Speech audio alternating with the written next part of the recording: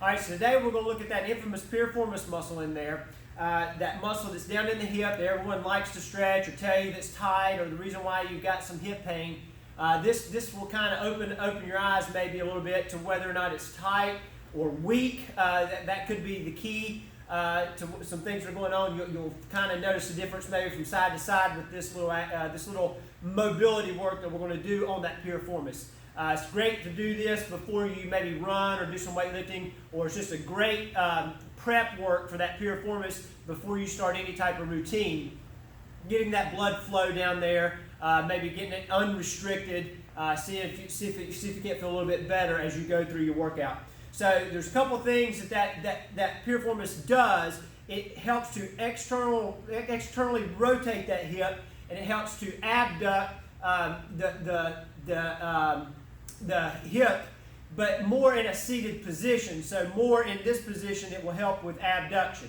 It's a little bit, it's on that short state, and get a little bit of external rotation in there. So it's kind of twofold what goes on in there with that piriformis. And again, it's deep in there below that glute, so you will get some feeling in that glute as you do this.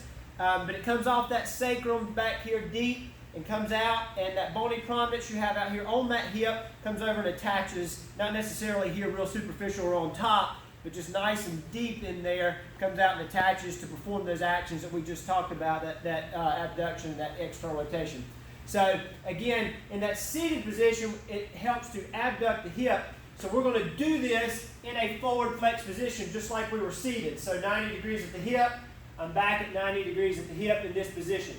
We'll go single leg, and as we do this, we're going to get that hip abduction by turning those hips. I'm going to do it next to the bar for stability. So I'm in here, got that leg straight, I'm flexing forward, so I've got that 90 degrees at the hip. I like to keep this arm straight to the floor because I want to keep my shoulders square or parallel to the floor. And as I do it, all I'm going to do is I'm raising that hip. So it's hip action only.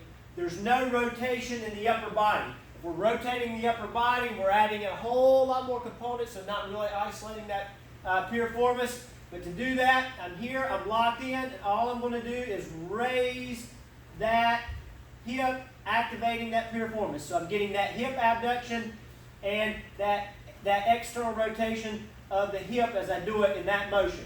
So I'm right there. And again, you do 8-10 reps. You may do some reps and hold. You'll feel that that blood flow really starting to flow to that hip. Again, concept's the same. I'm here on the right side. So nice and stable at the top. I'm here, and then I'm just going to raise that hip. So I'm a little more restricted on this side. I can feel it. You may can see it. So I'm there. I'm looking in the mirror, make sure I'm square, and I'm really raising that hip, but not moving the upper body. So you can do that, guy, and again, it will start the fatigue. Again, it's not always caused by tightness. There may be some weakness. I definitely have weakness from one side to the other. I can feel it when I do that activity. So try that out. Check all those videos on YouTube. A lot of little pointers there. See what you think. Check the weekly email. All these videos are on Facebook, YouTube, and that weekly email.